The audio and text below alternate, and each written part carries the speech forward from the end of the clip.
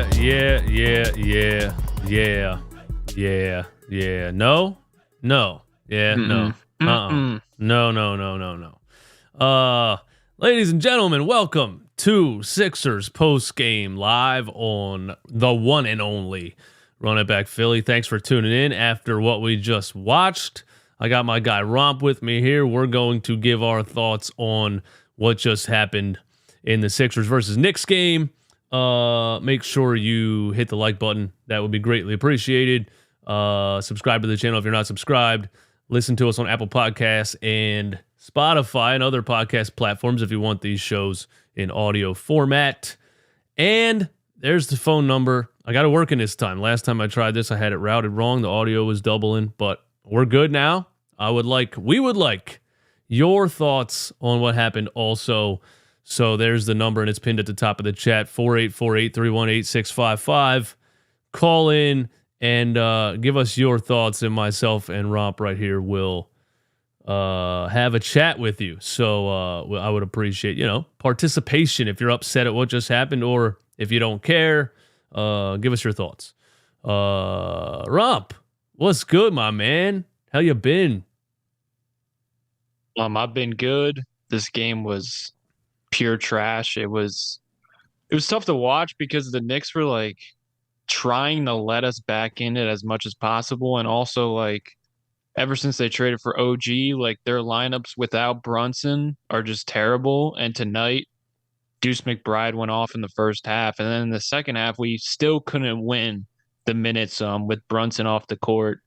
So that was discouraging because all you got to do to beat the Knicks right now, or stay with the Knicks, is just, keep even in the Brunson minutes. And then once Brunson goes to the bench, take over because their offense falls off a cliff.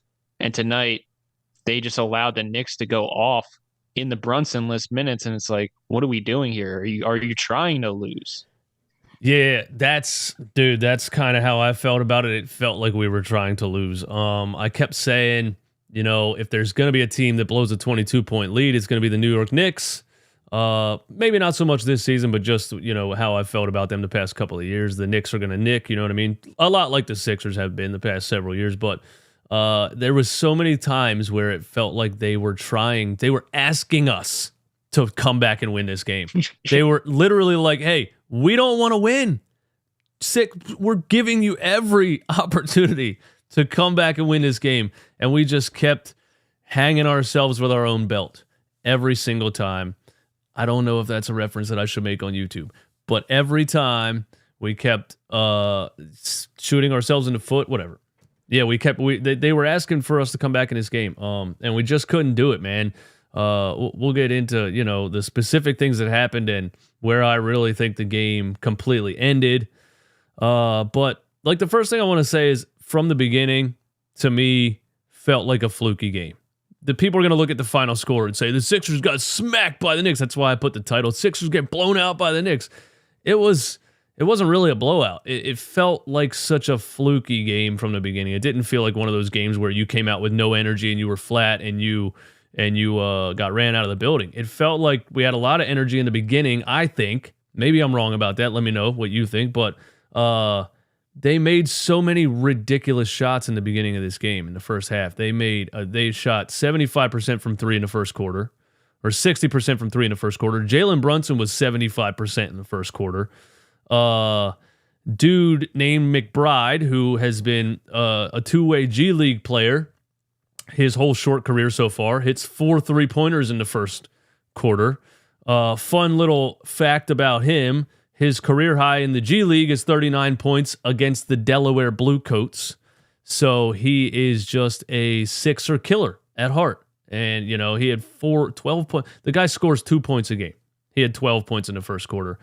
And just these, every time we made a little bit of a gash at the lead or whatever, they would drive in and get fouled and do a 360, throw the ball over their head, and it banked in. I mean, it felt really like one of those games where nothing could go right for us and everything went right for them. I did say their shooting is going to cool off, and that's when we're going to come back and win. Their shooting cooled off in the second half. They wanted us to come back and win, and we just couldn't do it. And that's really just how I feel about this game. I'm not end all be all. I'm not, oh my God, we have to make a major splash or we're totally screwed. I know what the overreactions are going to be, but it's just short-term memory because anytime the Sixers look good and well-oiled and everything's working right, we take care of business and we can compete with anybody. And I just think it's a bad game. I'm not really overreacting that much. What do you think? The disappointing thing about this game is like, I just feel like all year the Sixers come back and make this a game. This was the first time they got blown out by 15 points or more during the season. And like to me, it pissed me off because there was just things you can control. Like you're not going to make shots, but you can control getting a rebound. And that's what sparked their run in the second quarter. Joel Embiid or Paul Reed, I forget. They like fumbled two offensive rebounds that were easy to get for the Sixers, and they just didn't get them. And it led to like back-to-back 3-pointers for possession. And the thing is, it's pretty clear. The main takeaway is you got to get another perimeter creator to take some relief off of Maxey and Joel Embiid. Like that's been clear for the whole entire season. De'Anthony Melton is probably our third best creator, and that's not good because he's a fake creator and he should be coming off the bench. So I think tonight just tells us you need to get a creator, whether it's one of the Bogdanoviches from the Pistons or the Hawks, or maybe it's Zach LaVine. But if you're going to make a Zach LaVine deal, you got to go all out and you got to get Caruso too. So that's the main takeaway for me because the bench has a lot of good pieces defensively and things like that, and spot up 3-point shooters, but they don't got a guy who can create his own shot and actually get into the painted area and collapse a defense. That's my thing with Melton. He can get his own shot, but he can't collapse a defense. Same with Tobias. We got two fake creators next to Joel Embiid and Tyrese Maxey in Tobias and De'Anthony Melton. So you actually got to get a real creator. Jordan Clarkson can fit that mold as well. That's like the main takeaway for me. Oh, yeah, Jordan Clarkson would definitely fit that mold. I definitely agree when you look at a game like this, the glaring issue shows where, Embiid wasn't having a terrible game. 16 at the half. If the game was close, he probably would have finished 30, 32, 35, maybe 40 if he went off in the fourth quarter in a close game.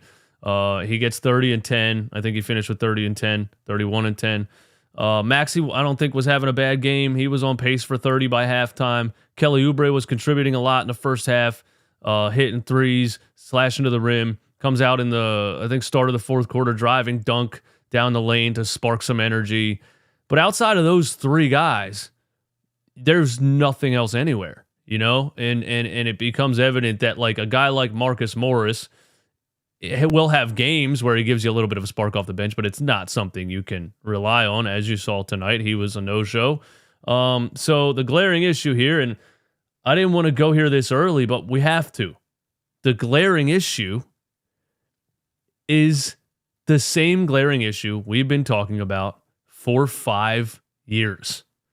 It's supposed to be the third option, okay? Supposed to be the third option. Assassin scorer, supposed to be the third option. We're just asking you to be the fourth option, bro. We're asking you for $500,000 a game to be the fourth option. And you know what you do, Tobias Harris?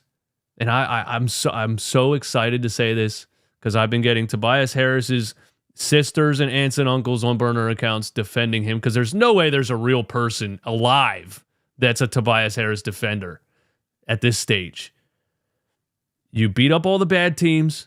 You drop 25 or whatever against the Wizards and whoever. And as soon as you play a team that shows you a little bit of physicality, as soon as you face a team that shows you a little bit of physicality, you curl up and you run and you hide. And that's exactly what happened. And everybody was telling me, look, he's playing good. You need to shut up. I'm like, you guys don't think he's going to go right back to what he was? We've seen this every season. Plays good for 5 games. Plays a good defensive team that shows him physicality, and he curls up in a ball and he hides. And this time, he took it to the extreme. He didn't just quit on the court.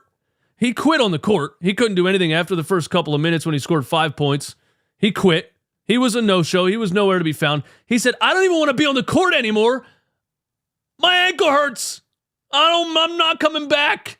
He pulled a fucking Ben Simmons. He made up an injury because he didn't want to play that bad. When did somebody please tell me at what point in this game did Tobias Harris hurt his ankle? I need to see the replay. Can't even get hurt. He can't even get hurt with the way he plays. He moves at like 0.5 speed, so I don't even think it's possible to turn an ankle with his play style. So it's like he clearly quit because it wasn't going his way. He had another fast break opportunity in the second half. Block, complain to the refs, look at the refs for a foul.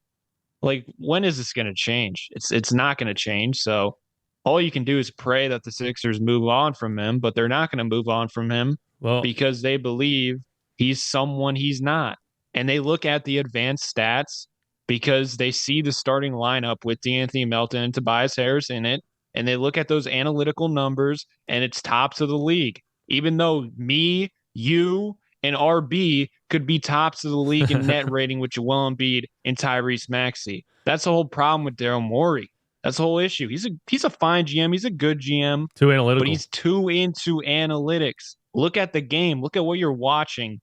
And you know Tobias should be gone. But he hasn't been gone. It's been 5 years and he hasn't been gone because he puts up efficient numbers, and Morey looks at that. He's like, oh, we're not going to get anything better. Look at Batum. The dude puts up 2 points a game, and he's still more effective night in and night out, outside of tonight because he was garbage tonight. But Batum, he can put up 2 points, and he can still affect the game in a positive way. Tobias, when you're not putting up points, I don't even care anymore that he doesn't put up points. Grab a rebound. Hustle. But he moves like my grandma, so he can't grab a rebound over OG or even over Jalen Brunson half the time. Get this dude out of Philadelphia, trade him for anything at this point, and be done with it. I've been saying if it is because Joel Embiid has this continuity thing going on, don't listen to him because Joel Embiid's a terrible GM. He liked Doc Rivers. He wanted PJ Tucker. He wanted Ben Simmons back after the Hawks debacle. Quit listening to Joel Embiid. He's not a GM. I don't care if he gets disgruntled because his best friend Tobias Harris is gone. Get him gone, please. So there was a segment in the game where we cut it to whatever. We were fighting to we were down by 20 plus, then we'd cut it to 15, we'd cut it to 13, we'd cut it to 12.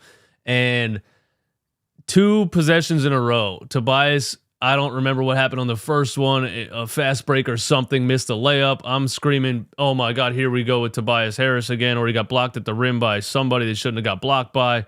And then the very next possession, he drives on OG Anunoby, loses the ball off his own leg. 2 possessions in a row that absolutely gutted the energy and the run that we were trying to make. And I was screaming, please just get the guy off the floor at this point. He's hurting you more than he's helping you. It reminded me of the end of that Celtics game where he folded in crunch time and looked like he forgot how to play basketball. That's exactly what happened at that point. And right away, Nick Nurse took him off the floor. And then he had an ankle injury.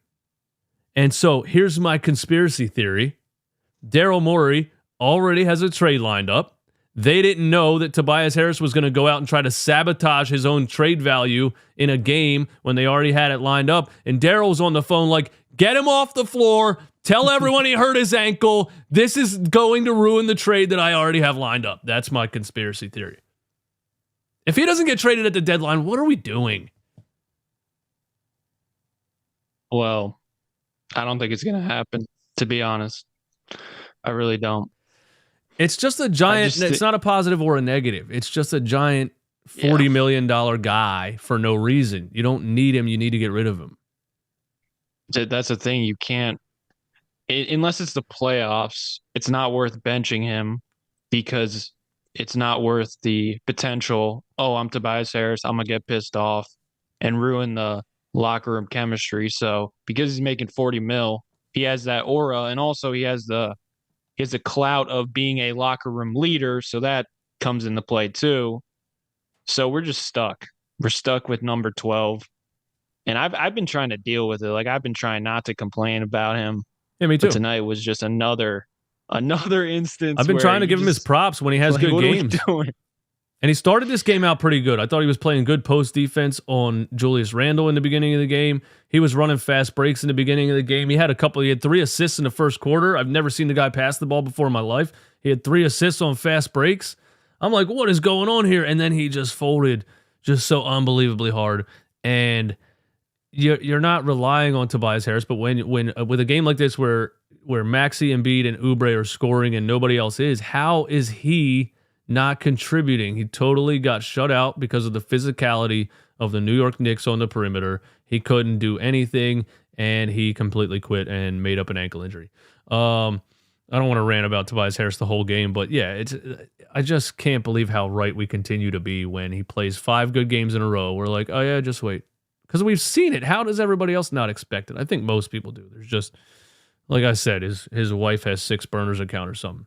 The game that ended, or the series that really ended the game, we cut it to 12. And like I said, they were trying to hand us the game. They were trying to be the Knicks of old. They were like, hey, we don't want to win this. Here you go. Please take it. We cut it to 12.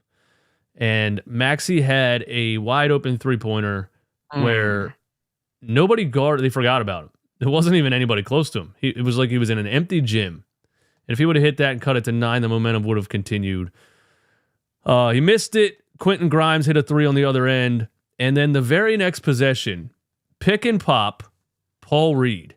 Maxey kicks it back to Paul Reed. Now, Paul Reed, what's your job in this scenario? In this lineup with Tyrese Maxey, Paul Reed, Daniel House Jr., and whatever other wild card out there. Your job is to give the ball back to Tyrese Maxey. Paul Reed says, it's my time to shine.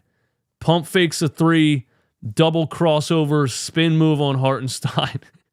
And I don't know, gets blocked, loses the ball, something that you would expect. And I'm like, there's no way. We just cut the lead to 12, and we're running offensive sets for a Paul Reed ISO. There's just no way that's happening. And right when that happened, Nick Nurse took Paul Reed off the floor. Joel was only off the floor for 2 minutes. And he pulled him out and put Embiid back in the game because he's like, what are you doing, dude? Come on, Paul. Once in a while in a certain situation, you do something fun and everyone's like, oh, look, Paul Reed can do something. But, bro, crunch time, we're trying to cut the lead here. We got it to 12, and you decide now it's Paul Reed ISO time. That was crazy to me. And then Quentin Grimes hit another 3 on the other end. The lead went from 12 to 18, and that was literally it, pretty much. That's where I think it ended. I mean, I think it's just get another creator in that second unit. I think that's where we missed Anthony Melton tonight. Hopefully he comes back and he goes to the bench where he should be, in my opinion. But also just get Tyrese Maxey or Joel Embiid, another player he can run a dribble handoff with and things like that. It would just open up so much because you got a lot of guys who can hit shots, but they can't create nothing. So we're just going to have to wait till the deadline most likely to get that guy, but it's pretty clear and apparent that that's a need. And then you'll see less Paul Reed moments where he's trying to ISO, but low-key, Paul Reed might not see the court tomorrow after his performance today. We might get Mo Bamba, the 7-footer who can't rebound, tomorrow. I think Nurse is a little more forgiving than Doc Rivers. Doc Rivers would have had him. Dude, he would have had the guy cut at right there. He wouldn't even be on the roster anymore. But I mean, just a blunder. I mean, it's Paul Reed though. He's not exactly the highest IQ basketball player, but dude, you got to give the ball back to Maxey. It's not Paul Reed ISO time. I don't know. Maybe he doesn't see the floor next game. I don't know. I don't mean to go back to number 12, but it would be nice to be able to run a unit through Tobias Harris, but that is not possible. And that's why I'm not saying Siakam's the best fit, but I just kind of feel like we just brush him off like, no, I don't want him, no way. But if you have Siakam, he can run a whole unit by himself. So you're not just relying on Maxey and Embiid to run the unit the whole entire game. Yeah, I think. And he also can defend pretty much every position. So, I'm not saying Siakam's the answer, but I think he's a little underrated because he is basically Tobias, but he's actually good. I don't think Siakam would be interested, in the first place. Like Yeah, that's true. that's really my thing with Siakam. Part of me doesn't want to try to experiment again with a guy that scores in the paint next to Joel Embiid. But even if it did work, he wants to be an unrestricted free agent and get a lot of money, and he probably doesn't want to be second or third fiddle. He probably doesn't want to be running a second unit. He wants to be a star because he probably thinks he's a star. He wants to be a star. Did my camera just freeze? Yeah, it did. I think so. I haven't had a freezing issue for a while, man. Well, that's where our guy Kuzma comes into play. Just get Kuzma. He's on one of the friendliest contracts in the league. He is. In 4 years, he's going to be making like 19 mil a year. He on the championship team with the Lakers, he didn't even put up that great of numbers. Like he was only in there for defense. The reason he doesn't play defense in Washington is because he's in Washington. He's just another Kelly Oubre, but he's a little better than Kelly Oubre. And I think Nick Nurse can get the most out of Kuzma, another athletic player, great rebounder, way better rebounder than Tobias. And you can also get Tyus Jones. Throw them picks. I don't care. I don't understand why we're trying to hold on to these picks. Who's going to be available? I don't think any free agency. The best we're going to get is Kawhi Leonard, but is he really going to leave LA? Paul George, are they going to leave LA for Philadelphia at this point in their NBA careers? Despite us being a good team, Philadelphia is not as, LA. We could have Paul George and Kawhi Leonard, and the whole thing they would all get injured at the same time. And Embiid, they would all get injured at the same time. They would. Speaking of Embiid, do you feel like he's injured right now? He injures the ankle. He's out for what, 4 or 5 games, 3 or 4 games, 4 or 5 games. I don't know, but he comes back. Looked great when he came back against the Bulls. Played this game, stepped on Hartenstein's foot in literally the first possession, and tweaked his ankle. And then he's limping and jogging up and down the floor, looking like not 100%. And then he has a nosebleed, and I was like, "Oh my God, bro! It's climate. It's getting towards the the playoff energy type of stuff. We're getting Joel Embiid multiple injuries in the first possession of a game. I don't know. I hope it's not really a thing that's affecting him in the long run. His ankle doesn't seem to be 100%, or he turned it, sat out a couple games. It was 100%, and then he steps on Hartenstein's ankle and hurts it again. So I'm a little bit nervous about stuff like that because those kind of freak things are what starts to happen to Joel as you get closer to the playoffs. And then boom, partially torn meniscus, dislocated ligament, right thumb, gets shouldered in the face by Markelle Fultz. What else could happen at the same time? You know what I mean? Yeah. He's just got to figure out a way to it's gonna sound heartless, but he's got to figure out a way to be productive while being injured. Like the second quarter from him was just terrible in my opinion, but it was good to see him come out of halftime and he was getting downhill and stuff like that. So just be aggressive because he was just settling in the second quarter. You got Isaiah Hartenstein on you and he was just settling for everything. And it's probably because the ankle, but then I see in the third quarter he comes out aggressive. It's like, where was that in the second when we badly needed you to just take over and draw some fouls? Well, he didn't get he didn't get the horse tranquilizers yet. That's what happened. He went into halftime. True. Yeah, he went in halftime and got the shot in the side of the ankle bone. Bam. Then he's good to go. Yeah, but he's just gotta. At this point, I mean, he's gonna have an ankle injury in the playoffs, so he's got to just fight through it somehow, some way, or he's just gonna, the playoff numbers are gonna go down again. That's the thing about our guy Tobias. Joel Embiid has an actual ankle injury and played the entire game. You quit and made up an injury. That's pretty shitty. Let your teammates down, Tobias. Sick of your shit. What else, man? Miles McBride, 4 threes in the first quarter. That was ridiculous. That's just what happens to the Sixers. Some no-name guy goes off on us. Played for West Virginia. I Googled it during the game because I never heard of the guy. Jaden Springer minutes early in the game. And defensively, early in the game, he was making some plays, and I was like, hey, look, Jaden Springer is going to work his way back into the rotation. Maybe it's a guy that, Nick Nurse is going to start to like him again. We were saying Nick Nurse unlocked Jaden Springer in the beginning of the season. Then he got the flu. Then he didn't get back on the court for whatever reason. And he's just, dude, at the end of the game, again, it was a point where we cut it to like 12 or 13, and we were making a run. The Knicks were trying to hand it to us. Jaden Springer wide open in the corner, and it looks like he shot a 20-pound medicine ball. Like, how does he make it look so difficult to shoot a basketball?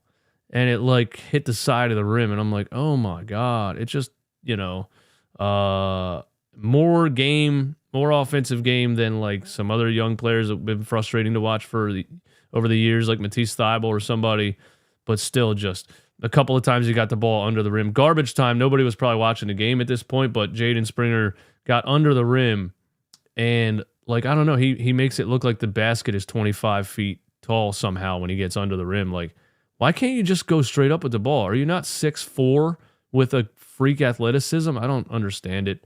I'm getting seriously sick of Jaden Springer.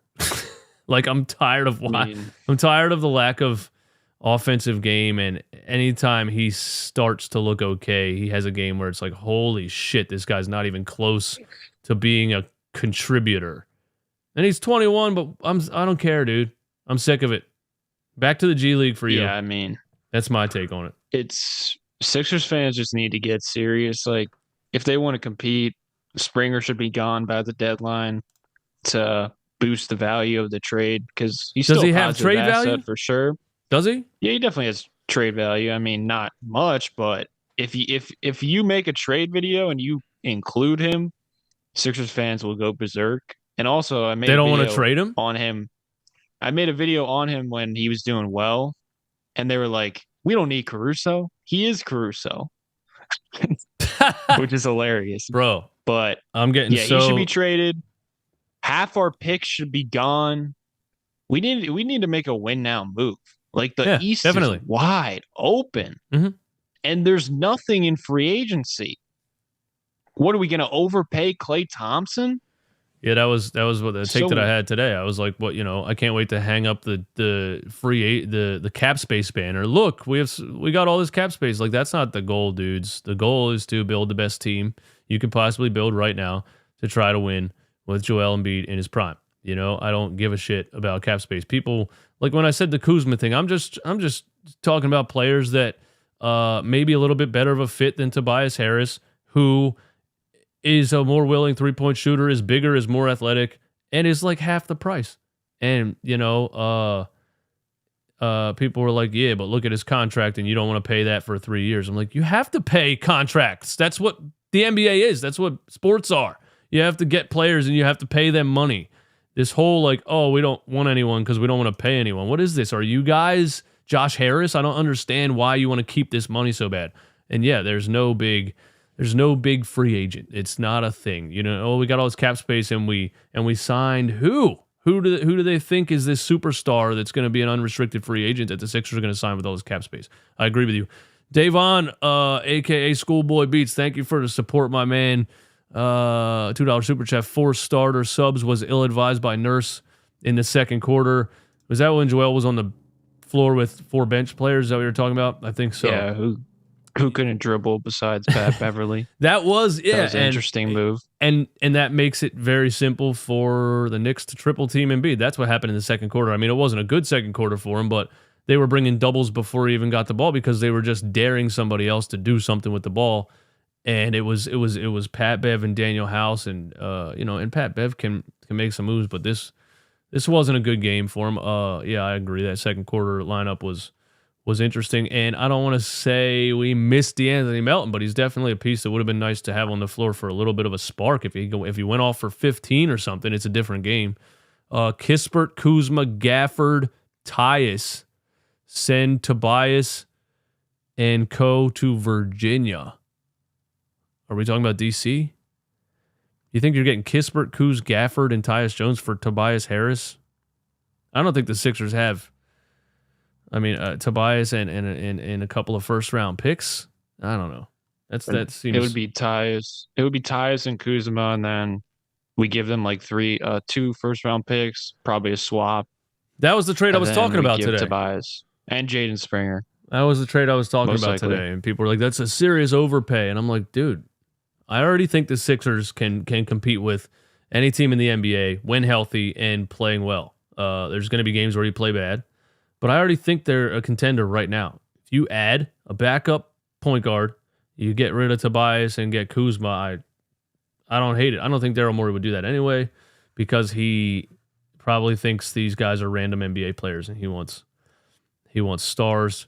Don't be shocked if he trades for Zach LaVine. Don't be shocked. Don't be shocked. It's either Zach LaVine and Caruso or Kuzma and Tyus. That's where I'm at. And I want Bogdanovich from the Hawks, but I would just unload all our picks. If I was the GM, I would unload all our picks, but that's probably not the right move, to be honest. That's the right That's move. why I'm not the GM. That's the right move. You go all in, man. You go all in. It's what you do. We'll see what he does. Philly Drills, thanks for the support. $5 super chat. DJ and Romp Streams, keep it up. Yeah, buddy. You know what it is. What are you guys talking about in the chat? Jacko, are people trying to call the show and it's not working? Is that why there's nobody? Is that why there's nobody in the waiting? Jalen Brunson right quick. Yeah, go ahead. Because that dude is Jalen Brunson. Maxey needs to take some notes. That's my one thing with Maxey. He needs the more mid-range.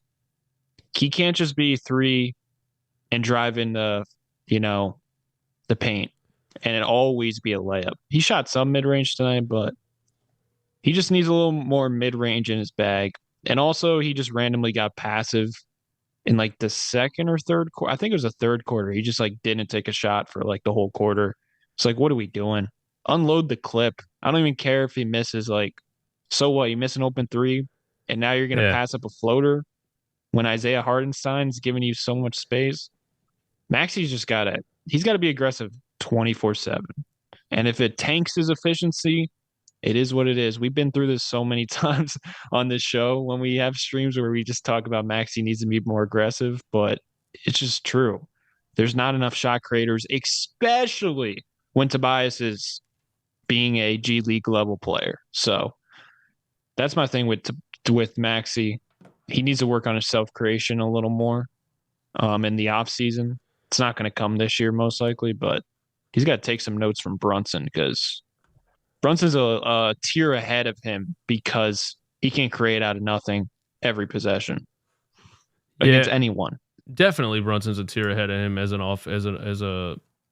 like a leader, a guy that can put a team on his back and run with it. I don't know why my phone thing's not working. Now let me try this again here. Now I gotta open it again. Give me a second here. What else can I ramble about? Yeah, ramble about something. Yeah, I mean, I'm becoming more open to Zach LaVine. I'm not gonna lie, but I think the Sixers should just look at Oubre as an example of perfect fit. We're getting the most out of him, and if you go get Kuzma, that could be the same situation. And that contract you're crazy. Like straight up, if anyone thinks that's a bad contract, I don't know what you're smoking if you think that Kuzma contract is bad. And then he's another guy you could switch 1 through 3 with Batum, Kuzma, and Kelly Oubre with Jason Tatum. Say they play the Celtics, you could just switch, stall the offense. Like it's another body. And you can do that with Tobias, but he's not as athletic. And when he gets in rotation, it's disgusting to watch. And he just dies on screens and maybe Kuzma's the same way, but I don't think so. I think he's more athletic. And honestly, anyone who's athletic and long with Joel Embiid backing them up, you can be a competent defender on the Sixers, in my opinion. Definitely. Yeah, I mean, Yeah, the phone thing's not working right now, so I gotta do some more testing. I thought Hmm. I thought I had it set up. The numbers not getting anywhere, so I don't know what's happening, but we'll just read the chat, man. Give us your thoughts in the chat. We'll read the Yeah. chat. I don't want to give up another young player, especially after one bad game. That's all. You don't want to give up Jaden Springer, who, I mean, he just, bro, he just doesn't look like, you know what I mean? Like, what's Jaden Springer going to develop into? What does he look like he could possibly develop into? I'm not seeing, I don't know. You know, maybe 5 years from now, he turns into a solid role player, but we're just not in a position to really care what the Sixers look like in 5 years. We're just not. I Yeah. mean, you can't say no to a trade that bolsters the roster because you don't want to give up Jaden Springer. That's wild. Davon said no saying send Bamba, House, Reed, Springer, Tobias, and picks. It would be the picks. I mean, Bamba has zero trade value. Daniel House has zero trade value. Paul Reed, maybe a little bit of trade value. Jaden Springer, I guess he still has trade value. Uh, people like to do this. Hey, let's give them all of our worst players and get good players back. Unfortunately for everyone, trades don't I work would that way. send, I would put my package that I would be going around the league.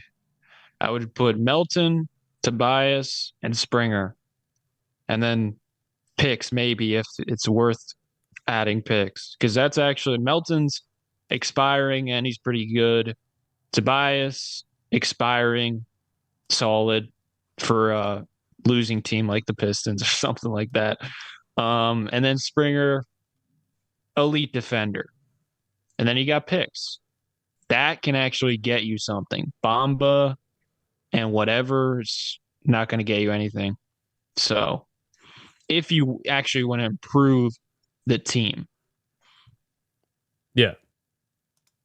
I mean, I do have a Discord people could call into, but I would have to open it and like go through it and try to set up the audio, and I can't do that on the fly. Um, Overall, is there an overreaction to this game, or do you not really care much about this game? I don't really care about the game, to be honest. I don't really care about many games in the regular season. I think the script is pretty clear. The Sixers are going to win when Tyrese Maxey and Joel Embiid have it going on, and just surround them with length and size and switchable players like Oubre and Batum and quick decision makers, shooters, and you have a good chance. But guys like Tobias and Melton next to each other, they're suspect decision makers. He likes to chuck shots a little too much when he's in lineups with Maxey and Embiid. That could be nice when he's hitting, but when he's not, he can't really drive to the rim.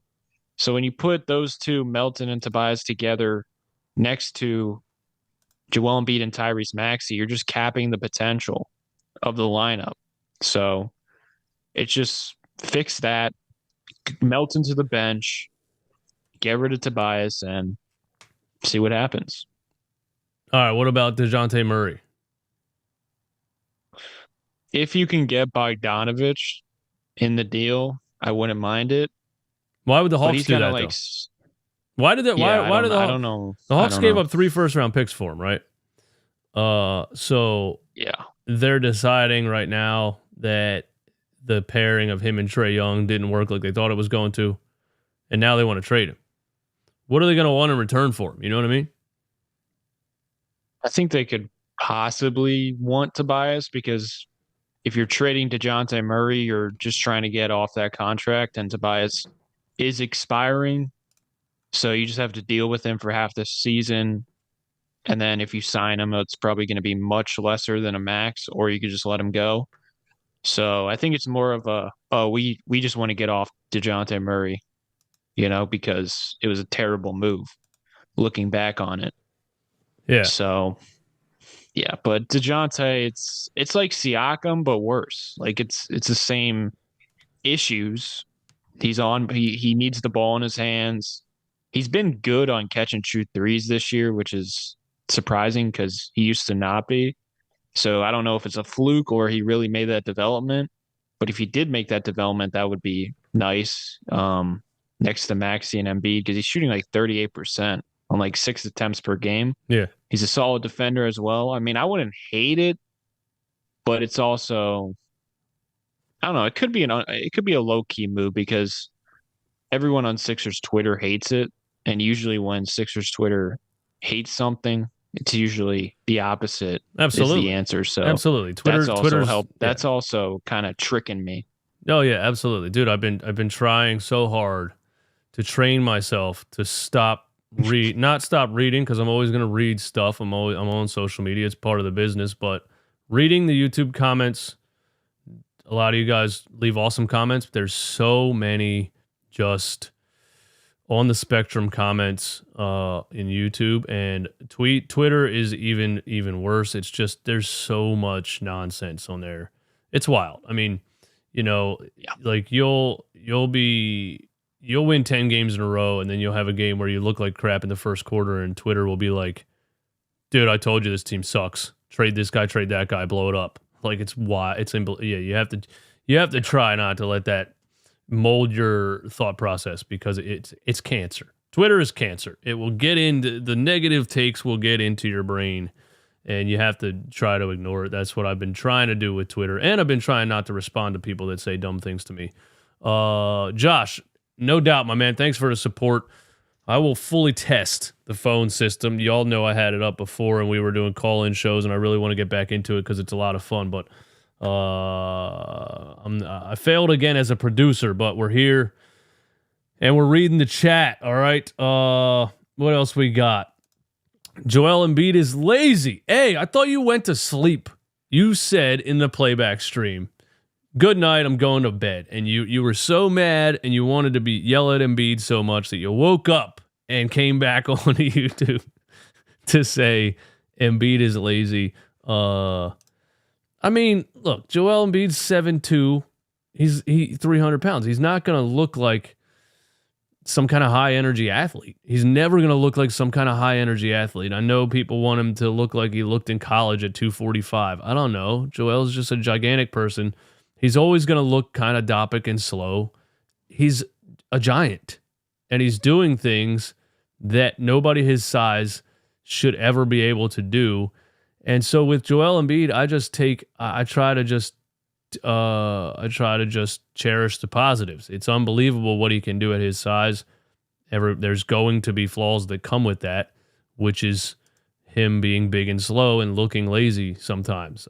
This game, I will admit that, halfway through the third quarter, Joel Embiid said, fuck this game. We're done playing now. I don't care anymore. And then he joined Tobias Harris, who already said fuck this game in halfway through the first quarter, because there was a play at the end where they both were standing there and let Josh Hart get an offensive rebound or somebody. And I was like, what are we doing here? Yeah, I mean, I don't know. The game was just throw it in the trash. I know I say that a lot. Lord Morpheus, thanks for the $1 super chat. I appreciate it. I really have nothing else to say on this game. I wanted to take calls. My producer fucked up. I fired him. I'm getting a new one. Okay, we're taking calls on the next one. I promise you. Thank you to everybody that was ready to call in and give your thoughts. We'll get it going. We'll get it going pretty soon. I got nothing else, Romp. You got anything else in this game? No. That was a tough watch. It was a tough watch for sure. Besides the first 10 minutes, I can't believe we had a 10-point lead at one point. They did exactly what I knew they were going to do. They were making so many ridiculous shots in the first half, and I was like, this isn't going to continue. They're going to come back down to earth. They're going to start missing. And that's exactly what happened. We had every opportunity to come back and win this game. They were trying to give it to us. That's the annoying part, man. It just should have been a down to the wire game, and they just couldn't. I don't know. That's disappointing. It felt like kind of old Sixer vibes. That's the one thing that's a little concerning because I don't know. I just feel like a great team that they're looking like, easily should have been back in this game. Easy. And they just couldn't Yeah, do it. And hopefully it's a one-time thing. But like it felt like there was like a playoff energy kind of in this game, like physicality wise. And it felt like the Sixers definitely. got punched in the mouth. Yep. They got punched in the mouth and they couldn't respond. And then all of a sudden you miss free throws. Missing free throws? Yeah. That's how you tell me, oh, you're feeling the pressure. You're not built for this. Missing layups after layups after layups. That's the scary thing about this game because in the playoffs, there's gonna be runs like the Knicks had against us in the second quarter. Someone off the bench for the Celtics, Sam Hauser, Peyton Pritchard. Oh, if it's Pritchard, it might be done for me, but that's going to PP. happen. So how are you going to respond? And the Sixers could not respond tonight because they just kept blowing layups and not grabbing rebounds, Yep. not hustling. Why are they so That's bad? what pissed me Why off. don't they box out? I thought this was a Doc Rivers issue. We're doing the same Yeah. thing. We don't box out. It's crazy. There's no reason 4 Sixers should be there and Josh Hart should get an offensive rebound. That's crazy. Money Mar. Yeah, that's my only legit concern about this game. But other than that, I mean, just throw it in the trash and Money Mar. hopefully it's a one-time thing. Thanks for saying this, man, because I can't wait to go watch Knicks fan TV because I bet they are throwing a parade. Knicks fans are acting like they just won the NBA title tonight on their live streams and podcasts. Yeah, I bet they're throwing a parade. And I will give them credit. I'm sure they're overrating what happened in the fourth quarter, but 2 possessions in a row, Joel Embiid tried to ISO Hartenstein and got his ass kicked. And the second one was legit. He just tried to hit him with a drop step, I think, spin, and Hartenstein blocked it to half court. I bet Knicks fans are just on cloud 9 after a play like that because they think, Joel Embiid is a flopper and he's a free throw merchant and we got the real dogs and the real gritty guys and Hartenstein's dog mentality kind of guy and he showed Embiid who the real whatever is and he blocked his shot. And I'm like, I know exactly probably what the narrative is. And it's going to be all over the internet. I'm going to try to get out of here and just go to sleep without looking at it. I'll probably look at it, but I wish Hardenstein was our backup center, to be honest. Yeah, it's a good backup center. I just want to I think we should go for Kelly Olynyk because he could play the stretch 5, but also he can play next to Embiid, and he gives you more size. He's smart. He can be like a passer like Batum. I think he's a low-key target that the Sixers should look into because Reed's cool. But when he's doing Paul Reed things, it would just be nice to have a guy behind him who is smart basketball-wise. Because overall, that's been missing in our backup centers over the years because we had Andre Drummond, who's a beast, don't get me wrong. He's cooking this year, by the way. Dwight Howard. So it's like I just want like a smart, high IQ passing big who can, do a little Nick Batum type stuff. Yeah. And Isaiah Hartenstein, I mean, he cooked. He's low key probably a better defender on Embiid than Mitchell Robinson. Mitchell Robinson's injured just because Isaiah Hartenstein doesn't commit dumb fouls. Yeah. Usually he doesn't commit dumb fouls. Well, I saw 2 different defenders out of him tonight. There was definitely segments where Joel Embiid was just going right at him and moving him out of the way and laying the ball in. And where he looked like more like Daniel Tice. And then all of a sudden he's holding his ground and blocking his shot. So it's like he came out of nowhere a lot of times, man. But yeah, I mean, high energy guy. He had a game a couple games ago where he had 25 rebounds, Sixers don't have a sniper off the bench, a guy who can shoot them into a game. Too many streaky shooters. I agree with that. They don't have a Bogdanovich. They don't have a Kevin Huerter. They don't have that guy that guy that can go on a little bit of a run and get hot off the bench. Like I said, you can't rely on it. You can't expect it to be Marcus Morris, I don't think. You need somebody, that's not 34. at the end of the day. Yeah, that reminds me of my other trade.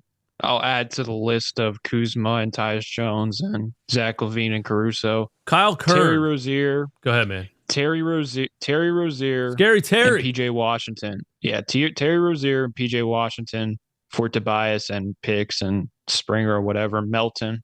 Or you could do Gordon Hayward and Terry Rozier. The Hornets, you got to get Rozier on the bench, bro. Imagine Rozier coming off the bench. I haven't watched Rozier really this season at all. So I don't even know what he's looking like. Yeah, he's still Scary Terry. Yeah. Gordon, I mean, nobody watches the Hornets, so I have no idea what the Hornets are looking like this season. Gordon Hayward at this stage of his career, after all the injuries. Than Tobias. He's better than Tobias. Tobias is healthy usually, though. That is true, but yeah, I mean, I don't know. I would rather Hayward, to be honest, because I look at Tobias as addition by subtraction. Like, to be honest, like I think we could just delete him off the team and we would be better. I agree. I seriously agree. People hate when I say things like that, but he's not a positive. He's not a plus. He's not a plus player, man. He just doesn't really help you overall. Kyle Kern, can the Knicks contend with this team? Thanks for the super chat. Can the Knicks contend with the Sixers in a 7-game playoff series? No, they can't. They cannot. Here's really what happened. Sixers shot themselves in the foot several times.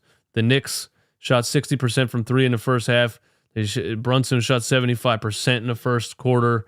You got 12 points in the first quarter from a guy that's on a 2-way G League contract.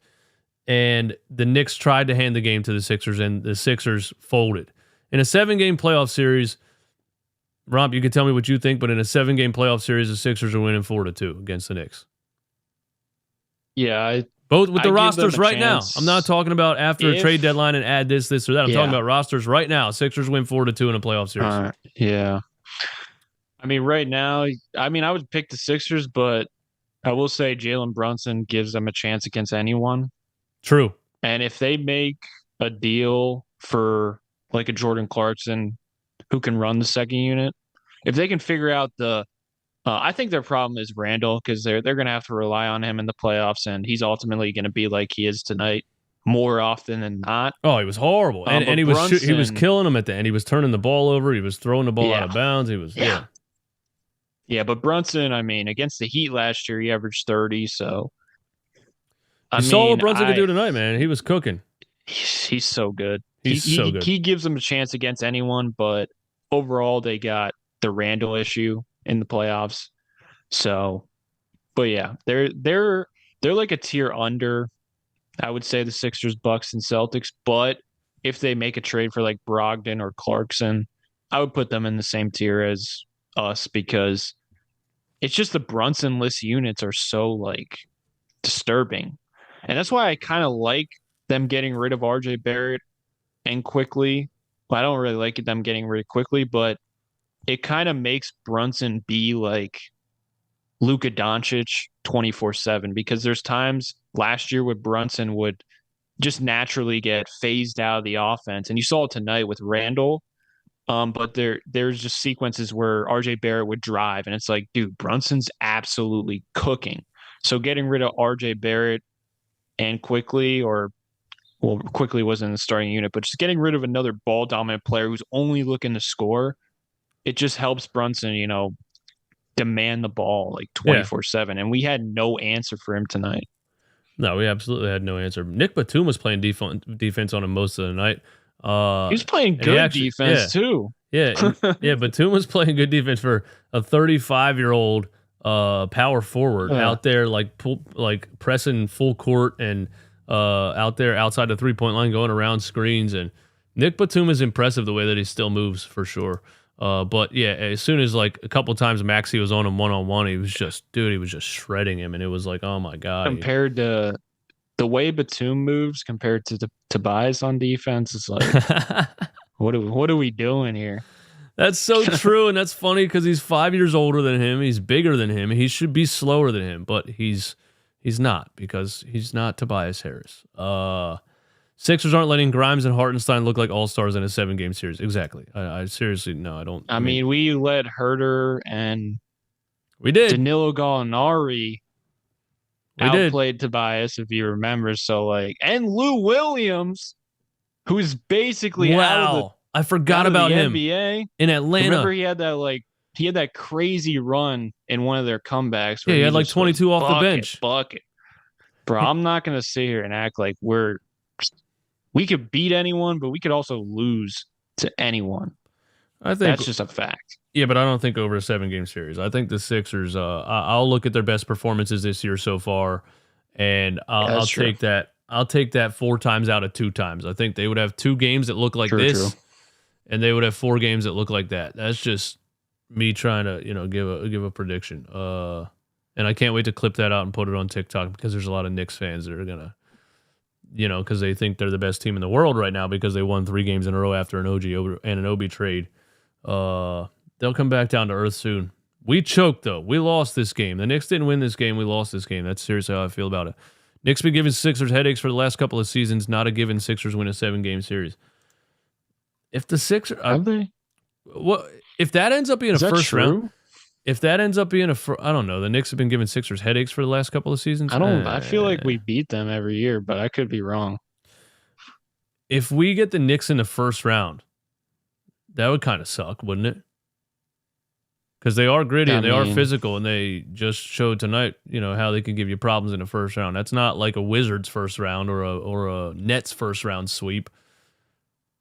I still think. Yeah, I think the first round is going to be pretty tough anyway, no matter who we play compared to previous seasons. Sharon Cook is in the chat. Sharon, thanks for being here. The most positive commenter of all time. We will win the championship with this team. Please make good trades. We need stronger, bigger players and good shooters. Make that change now. 4 angry emojis from Sharon Cook. Daryl Morey, are you listening? We need bigger players and shooters. I agree with that. Can't disagree with that.